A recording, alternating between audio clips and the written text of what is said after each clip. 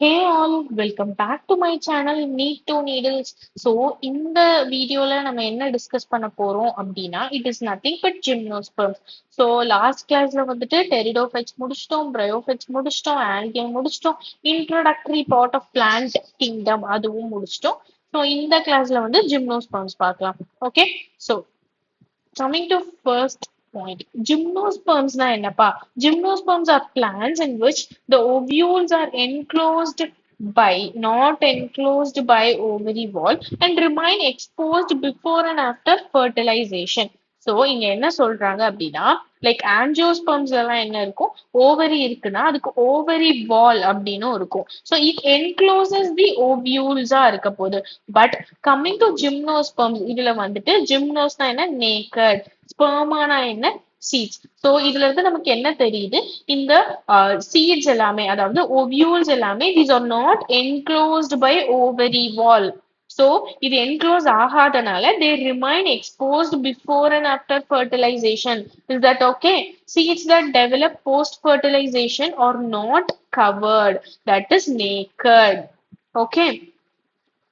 So just சிம்பிளா நம்ம என்ன ஞாபகம் வச்சுக்கணும்னா ஓவரி வால் இல்லாதனால எக்ஸ்போஜர் இருக்கு that is to the environment to outside இந்த சீட்ஸ் எல்லாம் எக்ஸ்போஸ் ஆகுது அவ்வளவுதான் ஞாபகம் வச்சுக்கணும் so ovary and ovules after ஃபர்டிலைசேஷன்ல எப்படி கன்வெர்ட் ஆகும் அப்படின்னா ovary will be converted to fruit and ovules will be converted to seed.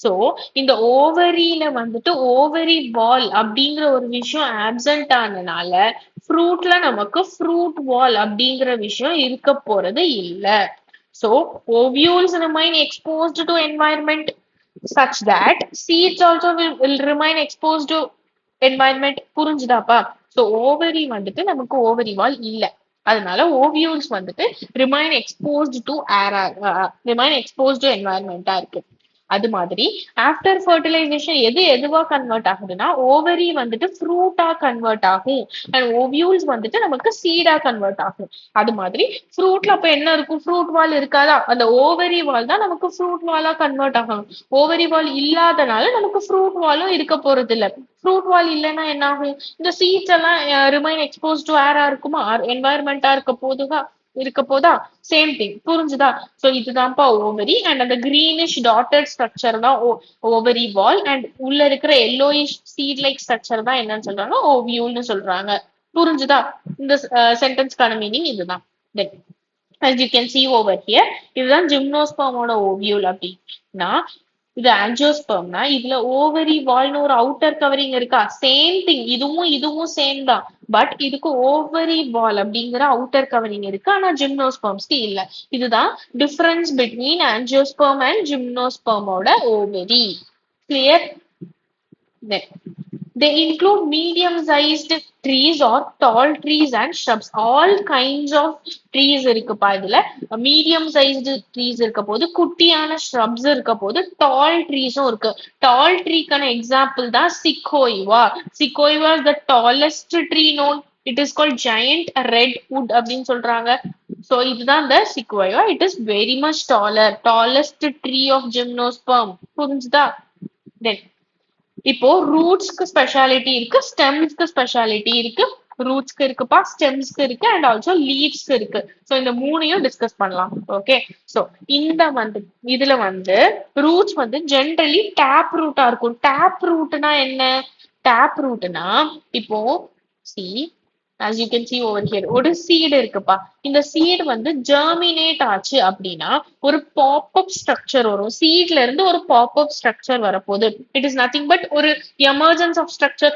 ஒரு குட்டி ஸ்ட்ரக்சர் வெளியே வரப்போகுது பாப்அப் பண்ணிட்டு வெளியே வரப்போகுது இந்த பாப்அப் ஸ்ட்ரக்சர் டெவலப் ஆச்சுன்னா அதுதான் ரேடிக்கல் ஸோ டைரக்டா சீடு ஜெர்மினேட் ஆகி நமக்கு வர ஸ்ட்ரக்சர் தான் என்னன்னு சொல்லுவோம் ரேடிக்கல் அப்படின்னு சொல்லுவோம் இந்த ரேடிக்கல்ல இருந்து டைரக்டா வர ரூட்டை டேப் ரூட் அப்படின்னு சொல்லுவோம் தென் ஃபைப்ரஸ் ரூட்னா என்ன அப்படின்னு கேட்டீங்கன்னா it is nothing but roots வந்துட்டு பேஸ் ஆஃப் த ஸ்டெம்ல இருந்து டெவலப் ஆச்சு அப்படின்னா அது ஃபைப்ரஸ் ரூட் டைரக்டா இந்த pop up structure which is nothing but ரேடிக்கல்ல இருந்து டெவலப் ஆச்சு அப்படின்னா it will be called as tap root. Is it clear? So tap roots are தான் இருக்கும் இந்த gymnospermsக்கு. And roots in some genera have fungal association in the form of mycorrhiza. அதுக்கு example pinus. So இது question கேட்டிருக்காங்க. It is an PYQ.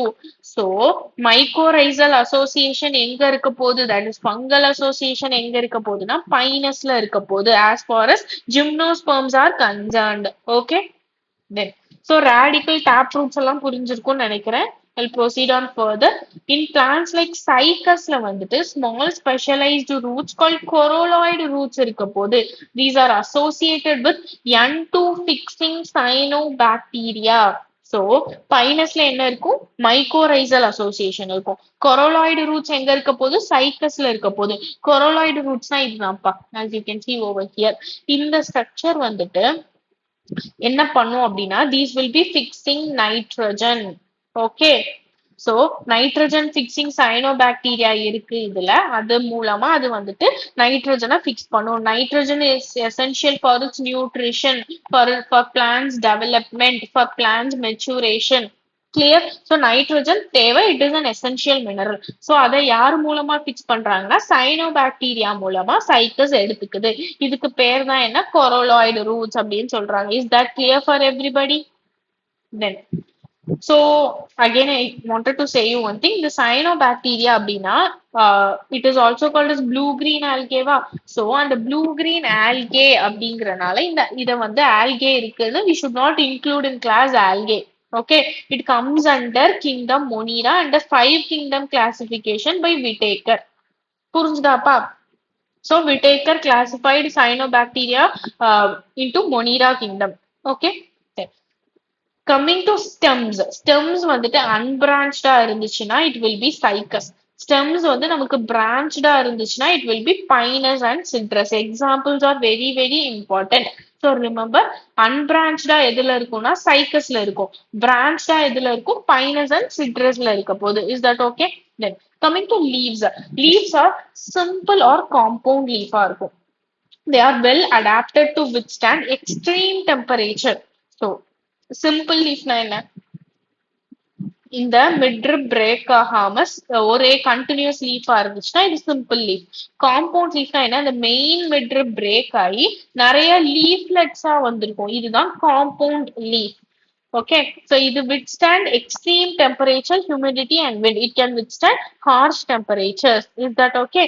Then in cycas the pinnate leaves persist for few years. So cycasல எப்படி இருக்கும் அப்படின்னா pinnate leaves தான் இருக்கும், as you can see over here.